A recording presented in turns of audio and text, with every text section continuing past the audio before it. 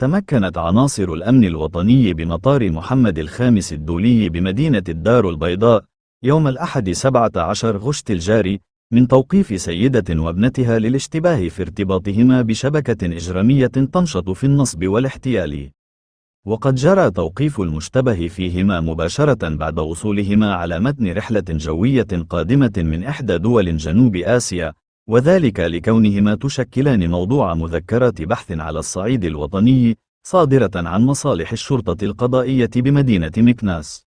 وتشير المعطيات الخاصة بالبحث إلى تورط المشتبه فيها واثنين من أبنائها في استغلال قناة على مواقع التواصل الاجتماعي لتعريض مجموعة من الضحايا للنصب والاحتيال، من خلال تقديم عروض وهمية لهم بتحصيل أرباح خيالية جراء الاستثمار في شركة سورية، وهو النشاط الذي مكنهم من الاستيلاء على مبالغ مالية يفوق مجموعها 1,800,000 درهما.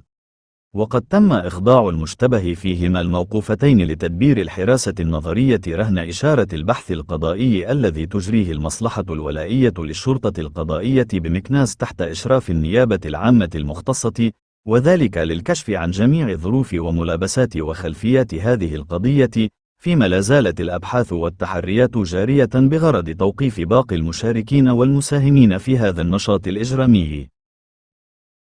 لا تنسوا الاعجاب بالفيديو والاشتراك في القناة.